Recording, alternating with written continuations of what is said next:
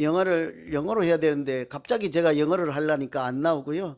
옆에 계신 분들 좀 잘 통역 부탁을 드립니다. 제가 한국에서 카투사로 영어 제일 잘한다고 알았는데 미국 오니까 안 돼요. 그러니까 좀 양해하시고 갑자기 통역도 없고 죄송하는 마음으로 그렇게 말씀 전하도록 하겠습니다. 오늘은 요한계시록 2장 말씀으로 실상은 부유한 자이기도 하고 가장 아름다운 칭찬이라는 제목으로 말씀을 전하려고 합니다. 여러분, 이 세상의 모든 사람에게 위로가 필요하다 하면 모두가 아마 고개를 끄덕거리고 공감하기 쉬운 말이죠. 이 세상 모든 사람은 위로가 필요하죠. 그거는 다른 말로 하면 모든 사람들이 다 위로가 필요할 만큼 우리는 연약한 존재라는 뜻입니다. 겉으로 보기에 좀 강한 분들 있죠. 열심히 살고 전혀 눈물도 없고 위로도 필요 없고 남의 도움조차 필요 없는 그런 사람일수록 어쩌면 더 위로가 필요한 사람이라 할 수가 있습니다. 오히려 자기 상처를 감추고 자기 아픔, 고통 이런 것을 잊어버리기 위해서 더 강한 척하며 살아가는 사람들이라 할 수가 있겠죠. 여러분, 잘 이해가 안 되면요, 우리 가정에 엄마 아빠 계시잖아요. 어머니 아버지 누가 더 위로를 받아야 할까요?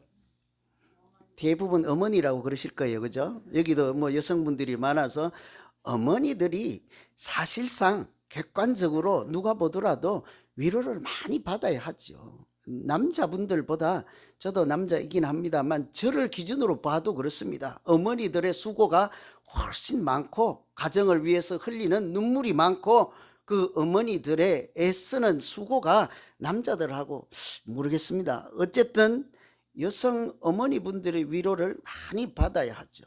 그런데 아버지들은요, 잘난 척하고 힘센 척하고 집에 가면 큰 소리 치고 그래서 위로가 필요 없을 것 같잖아요. 사실은 그런데 그렇지가 않습니다. 겉으로 강한 척할 뿐이지 자기 속에는 연약하여 어쩌면 아내인 여성보다 더 약한 것이 남자이지 않습니까? 왜 남자들 아멘 안 하십니까? 지금 이 순간에도 아멘이 안 되는 거예요. 이 자존심이 있거든. 나는 약할 수가 없거든요. 그래야 또 남자로 살아가기도 하겠지만 사실상 보이지 않는 곳에서, 아무도 없는 곳에서 우는 사람들이, 여자보다 연약한 사람들이 남자이지 않습니까? 여러분, 갑자기요 큰 일 일어나 보세요. 남자들 다 도망가고 그 자리 지키는 사람은 여자들 뿐이에요. 그런 거 모르세요, 여러분? 그 유명한 분이 어디 텔레비전에 나와서 얘기하는데 자기가 전쟁 피난길에 가는데 포탄이 떨어졌대요. 그런데 다 이제 고랑에 또랑에 가서 피했다가 다 끝나고 일어나 보니까 아버지는 안 보이시더래요. 한참 뒤에 오는데 어디 갔다뇨? 자기 죽을까 봐 도망갔고 엄마는 자기를 덮고 있더라고 하잖아요. 여성분들이 강해요. 제가 드리는 말씀은 그렇다고 그냥 잘난 척 힘센 척 하는 남자들조차도 위로가 필요할 만큼 연약한 것이 인간입니다. 이 얘기를 하려는 거예요. 남녀 비교가 아니라. 그만큼 사람은 누구나 위로가 필요한 존재인 것은 틀림이 없습니다. 강할수록, 강한 척 하는 사람일수록 위로가 어쩌면 더 많이 필요한 사람. 제가 이런 말씀을 드리는 것은 오늘 우리가 읽은 이 서머나 교회가 바로 그런 교회였습니다. 겉으로는 잘 믿는 교회, 강한 교회, 위로가 필요 없는 교회처럼 보이는 대단한 교회가 이 서머나 교회였지요. 고난과 아픔을 잘 견디고 믿음 생활을 얼마나 잘하는지 하나님이 보시기에 책망할 것이 없는 교회였습니다. 그래서 칭찬만 들었던 교회예요. 아시는 대로 요한계시록에 7개 교회가 나오는데 그 중에 2교회만 칭찬만 듣습니다. 책망할 것이 없고, 그 중에 대표적인 교회가 오늘 서머나 교회, 칭찬만 들은 교회이지요. 그렇다고 해서 칭찬만 들었던 교회라고 해서 위로가 필요하지 않은 교회는 아니라는 거죠. 왜 그런가 하니 이 서머나 교회는, 서머나는요 에베소, 서울, 부산, 대구처럼 지역 이름입니다. 에베소는 누구나 우리가 잘 알잖아요. 에베소 교회. 그 에베소 교회에서 북쪽으로 50마일 정도 떨어진 항구 도시예요. 에베소도 물론 항구 도시이지만 서머나는 그 지중해 연안에서 가장 아름다운 항구 도시다, 이런 별명이 있습니다. 로마에 충성하기로 유명한 그런 지역이었습니다. 황제 숭배하면 1등인 거예요. 황제 숭배하는 신전을 세워서 로마에 바치는 그런 열심이 있는 지역이니까 얼마나 대단한 그런 지역이겠어요. 로마의 충성 1등, 황제 숭배 1등, 그것 때문에 부자로 살아갈 수 있도록 로마에서 보장해 준 지역이에요. 그러니 그런 틈바구니에서 살아가는 교회는 어떠했을까죠? 여러분, 우상을 숭배하는 사람이 많고 또 황제를 숭배하는 사람들이 많고 세상에 권력과 힘 있는 부자들이 많은 곳에 있는 교회, 핍박이 더욱 심하지 않겠습니까? 그런 곳에서 이 서머나 교회는 여전히 믿음을 잃지 않고 조금도 흔들림 없이 오직 말씀, 오직 예수, 오직 기도하며 그렇게 살았습니다. 어떤 교회인가 하면 대표적인 이름이 하나 있는데요. 교회사를 조금만 알면 기억할 만한 이름이 하나 있습니다. 여러분 혹시 들어보셨나요? 폴리갑이라고 해요. 폴리갑. 사람 이름이에요. 오늘 요한계시록을 쓴 사도 요한의 제자예요. 폴리갑은 왜 유명한가 하니 이 어려운 핍박에 고난이 많은 지역에서 목회를 하다가 순교했던 목사님이죠. 그래서 순교자의 대명사, 우리나라 같으면 한국인은 누구라고 합니까? 이름도 아무것도 모르지만 주기철 목사 하면 순교자 알잖아요. 이 세계 인류 역사상의 순교자 하면 폴리갑, 이렇게 기억할 정도로 유명한 분이 이 서머나 교회의 담임 목사님이었어요. 그러니 그 교회가 얼마나 고난과 핍박이 많았든지 금방 짐작할 수 있지 않겠습니까? 황제 숭배를 철저히 하는 사람들이 이 담임 목사님에게 회유를 하죠. 거짓말이라도, 진짜가 아니더라도 그냥 입술로라도 황제를 신이라 하고 나는 예수 믿지 않고 황제를 믿습니다 하고 흉내라도 한번 내주면 당신을 살려주겠다 했더니 이 담임 목사님이 그때 나이가 86세예요. 제가 오늘 오후에 명예장로로 이렇게 초대받으시는 분들하고 오버랩이 되더라고요. 이 86세 된 담임 목사님과 이 86세 된 명예장로로 이렇게 살고자 하는 이분들이 같이 존경받을 분이 아닐까, 그런 생각이 들었습니다.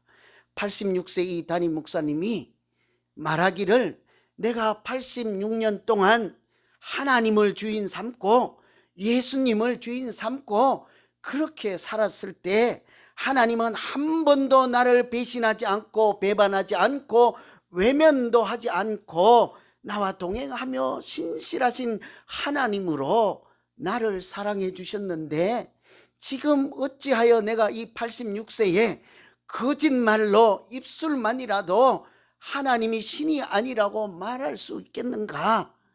나를 먼저 죽여라, 하고 싶은 대로 해라. 사람들이 장작 이렇게 모아서 화형을 하려니까, 불태워 죽이려니까 모아놨을 거 아닙니까? 그러니 빨리 불을 붙여라. 저 나무는 1시간만 하면 다 타고 없어질 나무로 나를 회유하고 그렇게 위협하지 말고 영원한 심판이 있음을 어찌 알지 못하고 나를 그렇게 회유합니까? 하나님이 이 고난도 이기게 할 것이니 걱정 말라. 86세예요. 그래서 진짜로 이 화형을 당하게 됐는데요. 사람들이 이제 몸에 불이 붙으면 도망갈 것 아닙니까? 본능적으로. 그래서 거기에 나무에 묶어서 못 도망가게 하려고, 못도 받고 하려니까 손을 저으면서 그러지 말라. 나는 도망갈 일도 없고 하나님이 이 불타는 자리에서도 내가 능히 감내할 수 있도록 지켜주실 것이라 가만둬라. 실제로 해서 가만두었더니 주변에 불이 타는데 마치 원형 불꽃이 타오르는 것처럼 불이 타오르는데 사람이 안 타는 거예요. 그러니까 어쩔 수 없이 옆에 있는 사람들이 칼로 찔러 피가 솟구쳐 그 불이 오히려 꺼졌다 하는 얘기가 있을 정도예요. 제가 보지 않은 이야기고 책에 있는 나오는 이야기죠. 골자는 이 서머나 교회는 거기서 심호하는 담임 목사님이 화형으로 순교당할 만큼 아주 고난과 박해가 심한 지역에 있었던 교회라는 사실이요. 거기에 많은 성도들이 오늘 우리처럼 믿음 생활을 하는 그런 교회였습니다. 하나님께서 뭐라고 위로하면 그들이 살아갈 수 있겠습니까? 우리가 만일 그 자리에 있었다면 무슨 위로를 들어야 우리가 믿음 생활을 계속해 나갈 수 있을까요? 하나님은 그들에게 하는 첫 마디 말씀이 너희가 실상은 부요한 자라, 이 말씀을 해 주셨습니다. 너희가 실상은 부요한 자라. 9절에 보면 내가 내 환난과 궁핍을 아노니 실상은 너희가 부요한 자라. 세상 사람들이 볼 때는 누가 부자인 사람이고 부유하고 힘 있는 사람이겠습니까? 장작불을 피워놓고 그 담임 목사를 불태우고 로마에 숭배해라, 황제를 신이라고 불러라 하고 부자로, 그 덕택에 부자로 살고 있는 사람들이 세상 사람들 눈에는 부유한 사람이지 않겠습니까? 그런데 하늘에서 하나님이 하시는 말씀은 그들이 아니다. 너희가 불타당하고 또 예수 믿는 것 때문에 가난하게 살 수밖에 없고 고통 중에 살아가는 너희가, 세상 사람들이 보면 우습고 무시하는 너희가 실상은 부요한 자니라. 여러분, 요즘 그 세상 사람들이 말할 때 가요에 있는지 잘 몰라요. 제가 어렴풋이 찐 이해하는 노래 있습니까? 찐 들어가는 노래? 그 제목이 뭐예요? 찐이에요? 진짜로 찐이에요? 내가 추측만 하는 거 지금 잘 몰라. 어떤 찐, 저는 그게 짠 와요. 지금 실상은 너희가 부요한 자라. 하나님이 보실 때는 너희가 찐이야라는 거지. 진짜라는 얘기예요. 예수 그리스도 너희가 고난 중에 믿는 자의 진가, 참된 값어치, 예수 믿는 사람 고난 중에도 예수님 하나님 믿는 사람들의 귀한 보배로운 정체성을 알려주는 것이 그들이 살아갈 수 있는 위로와 힘이 되지 않겠습니까? 이 아멘이 안 커서 다른 얘기 또 해야 돼요. 크면 지나가야 되는데. 여러분, 장군의 아들이 장군의 아들 김두한, 그죠? 이 자기가 장군의 아들인지 몰라. 그러니까 맨날 술 먹고 주먹질하고 다닐 때 그 유도하는 형님들이 하루는 대학생들이 불러다가 너 누군지 아니 그러잖아요. 그러니 네가 김자진 장군하고 어떻게 되고 네가 장군의 아들이야, 정신 차려. 그때 이 사람이 자기 정체성을 아는 것이 내가 어떻게 살아야지 하는 힘을 얻지 않습니까? 용기를 내잖아요. 하나님이 우리를 보고 고난 중에 울고 있고 고난 중에 피를 흘리고 있는 우리를 보고 너희가 찐이야, 너희가 부유한 자라 할 때 우리가 얼마든지 힘을 내고 용기 있고 담대하게 믿음 생활을 계속해 나가게 될 줄로 믿습니다. 진정한 위로예요. 그것이 우리의 값어치가 무엇인지를 제대로 아는 것이 우리가 살아갈 용기를 얻는 방법이지 않겠습니까? 너희가 진실로 실상은 부요한 자라 해서 이 말이 도대체 무슨 뜻일까? 제가 일주일 동안 말씀을 준비하면서 이런 질문을 계속 해봤습니다. 진정한 부자는 누구일까? 여러분, 부자이십니까? 뭐 부자가 우리 교회는 별로 없네, 그죠? 여러분, 누가 진정한 부자입니까? 얼른 우리 생각에는 돈 많은 사람을 생각할 거예요. 그러니까 지금 아멘이 안 되는 거지, 그죠? 우리는 부자하면 돈 많은 사람을 부자라고 합니다. 돈은 많는데 건강을 잃어버렸는데도 여전히 부자라고 하실래요? 쓸 수도 없는 돈 뭐 하게요? 그러면 건강하면 부자입니까? 시간이 별로 남지 않았는데 그 건강 뭐 쓰다 쓰게? 도대체 뭐가 부자죠? 돈이 많으면 부자라고 해요. 건강하면 부자라고 해요. 때로는 시간이 많으면 부자라고 해요. 어떤 사람은 보니까요, 인맥이 많으면 부자래요. 인맥 부자. 들어보셨습니까? 지식이 많으면 부자래요. 지식 부자. 또 참 신기한 표현도 있더라고요. 추억이 많아야 부자래요.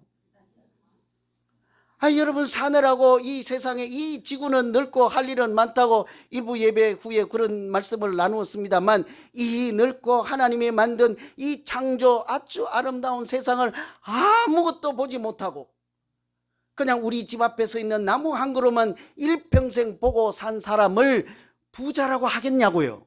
무슨 부자요? 자기 동네 부자라고 해볼까요? 수억이 많아야 부자라는 말도 때로는 설득력이 있어요. 마음의 여유가 있어야 부자래요. 돈이 있어야 부자래요. 그런데요, 아무리 생각해봐도 이 마음이 후련치가 않아요. 그래서 계속 할 수밖에 없는 질문이, 여러분 진정한 부자는 누구입니까? 여러분 오늘 예배 끝나고 스스로 부부 사이에 가족에서 한번 얘기를 나눠보죠. 누가 진정한 부자일까요? 여러분 귀한 답을 알면 저에게도 좀 알려주세요. 제가 이런 고민을 하는데요, 신문 기사가 제게 많은 것을 이렇게 얼른 하나님의 영감을 주시는 기사가 있었어요. 우크라이나에 전쟁이 일어났잖아요. 러시아가 우크라이나하고 전쟁이 있잖아요. 힘 있는 나라는 어디예요? 러시아가 탱크를 몰고 전투기를 몰고 이렇게 대포를 쏟고 다 파괴시키잖아요. 힘 있는 사람은 러시아라고 할 수 있고 우크라이나는 당하고 있잖아요. 그런데 공교롭게 러시아 군인들이 우크라이나에 포로로 잡힌 경우가 생겼어요.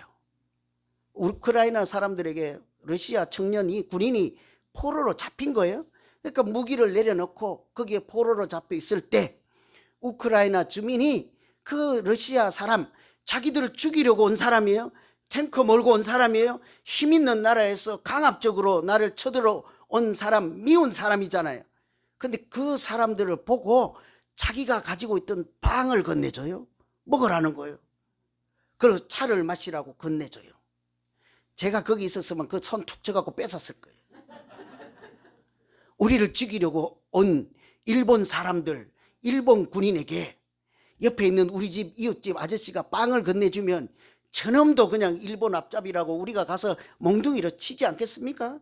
근데 우크라이나 주민들은 자기들을 공격하고 지금도 포탄이 날라오고 러시아 군인에게 빵을 건네주고 차를 건네줘요. 거기까지는 불쌍해서 그렇다고 하겠는데, 그리고 나서는 자기 주머니에 있던 이 핸드폰을 건네주면서 집에 있는 어머니하고 영상통화라도 한번 하세요. 그 러시아 군인이, 젊은 청년이 그 핸드폰을 집어들고는 엄마하고 영상통화를 하면서 눈물을 흘리는 거예요. 자기 엄마니까 그럴 수 있지 않겠잖아요. 그렇죠? 그런데 옆에서 우크라이나 주민이 보고 있다가 자기도 눈물을 흘리며 같이 우는 거예요. 여러분, 누가 부유한 자고 누가 힘 있는 자이지요? 탱크 몰고 온 러시아 군인들이 힘 있는 사람일까요? 그렇지 않고 그들에게 빵을 건네주고 차를 건네주고 핸드폰으로 영상통화를 하게 해준 그 우크라이나 주민들이 정말로 부유한 자라 할 수 있을까요? 두 번째 사람이지 않겠습니까? 보이는 것하고는 다르다고요. 우리는 총칼로 전쟁은 하지 않지만 믿음의 선한 싸움을 싸우고 있는 중이지 않습니까? 믿음이라고 하는 것이 우리가 마치 전쟁을 하는 것처럼 영적인 싸움을 하는 중이에요. 선한 싸움을 싸우고 있는 중이잖아요. 하나님이 없다고 하는 세상에서 오늘 우리가 교회를 다니고 있습니다. 내가 예수 믿는 교회 다닌다고 하면 쟤 왜 저렇게 되었냐 하고 내 친구들이 다 비웃던 때를 제가 아직도 기억하고 있다고요. 좀 이 원고에 없는 말씀인데 외람되지만 못 들은 분들을 위해서 다시 한번 말씀해 드리면, 제가 그냥 공부도 조금 하고 어려운 시험도 다 붙고 국세청에도 다니다가 뭐 어쩌고 저쩌고 해서 대기업에도 다니다가 이렇게 하니까 잘 나갔단 말이죠. 그런데 어느 날 소문을 들어보니까 목사가 된다고 신학교를 갔대요. 하는 소리가, 들리는 소리가 쟤 왜 저렇게 되었느냐, 이렇게 되었다는 거죠. 왜 웃으세요? 다 알죠? 그런 세상에서 우리가 믿음 생활을 하고 있다고요. 하나님이 없는 세상입니다. 돈만 있으면 자기들이 잘났다고 하는 세상입니다. 하나님 없어도 국가의 권력을 쥐고만 있으면 교회에서나 또 어디에서나 함부로 예배도 드리지 못하고 기도도 하지 못하게 하는 그런 세상에서 우리가 사람들이 보면 연약하고 실패자로 보이고, 그렇지만 하나님은 눈에 보이는 그것이 전부가 아니라고 하죠. 그러면서 하시는 말씀이 너희가 진정한 실상은 부유한 자라. 우리에게 주시는 말씀이지 않겠습니까? 저는 우리 모두가요, 세상 사람들이 뭐라고 하든지 간에 하나님께서는 우리를 보고 실상은 너희가 부유한 자라, 이런 세상에서 가장 아름다운 칭찬을 듣는 우리 모두 되기를 간절히 소망합니다. 실상 밖에 나가서 살다 보면 세상 사람들은 부자 되겠다고 7일, 일주일 7일 다 일하고 그렇게 살잖아요. 우리는 열심히 해도 며칠 일합니까? 하루는 빼놓고 일하잖아요. 6일 동안 우리는 하루를 구별해서 하나님께 드리는 날로, 예배 드리는 날로, 교회 가는 날로 구별해놓고 그날은 일하지 않잖아요. 누가 더 부자 될 수 있을까요? 우리는 그렇게 해서 세상 사람들이 보면 좀 가난한 사람처럼 보이기도 하고, 세상 사람들은 유행가도 부르고 소설도 읽고 이렇게 살지만 우리는 늘 읽는 것이 하나님 말씀이요, 부르는 것도 똑같은 찬송가, 찬송가가 책이 수십 권 있는 것도 아니고 한 권밖에 없잖아요. 찬송가도 늘 같은 노래를 부르는 우리를 보고 세상 사람들이 웃을지는 몰라도 하나님은 보이는 것이 전부가 아니라 실상은 너희가 멋진 사람이라, 이렇게 칭찬해 주실 줄로 믿습니다. 그 이유는요, 단 한 가지. 잘났어도 아니요, 돈이 많았어도 아니요, 추억이 많았어도 아니요, 인맥이 많았어도 아니에요, 여유가 많았어도 아닙니다. 오직 우리에게는 살아계신 예수 그리스도 만왕의 왕이신 하나님께서 우리 안에 살아계신 것 한 가지 때문에 우리가 세상 무엇도 부럽지 않은, 하나님이 보시기에도 말씀하신 대로 실상은 부요한 자 틀림없는 줄로 믿습니다. 1주년을 맞이하는 이 시간에 우리가 그런 소망으로 오늘 또 모였잖아요. 간혹 가다가 우리가 마당이, 주차장이 별로 없고, 또 오늘 또 고생하셨을 거 아니에요? 스트리트 파킹 돈다고. 건물이 없어서 우리가 큰 교회가 아닙니까? 남들이 보면 실패한 교회처럼 생각이 됩니까? 아니면 우리가 아직은 1000명도 아니고 10,000명이 아니라서 1등이 아니라 2등 가는 교회라고 할 수 있겠습니까? 누가 우리를 보고 너희는 2등이지 1등이 아니라 그런 말을 할 수 있겠습니까? 오직 우리가 실상은 부유한 자로 살면서 은혜가 충만하고 성령이 충만하고 하나님이 함께 하시는 교회에 있기만 하면, 오늘 서머나 교회에 말씀하신 것처럼 우리 교회 예수사랑 비전 교회를 보고도 하나님은 너희가 실상은 부유한 자라, 이렇게 칭찬하는 교회가 될 줄로 믿습니다. 여러분 꼭 부자 되십시오. 왜 쑥 들어갔어요? 여러분 꼭 부자 됐어요. 아마 1월 1일 날 제가 그랬으면 아멘 했을 거예요. 그죠? 신년 초에 여러분 부자 되세요 그러면 아멘 했을 거예요. 머리로 뭐요? 올 한 해 사업 잘 되고 번창하고 돈 많은 한 해 되세요 라고 하니까 아멘 되잖아요. 근데 오늘은 그런 부자가 아니니까 지금 아멘이 안 되는 거예요.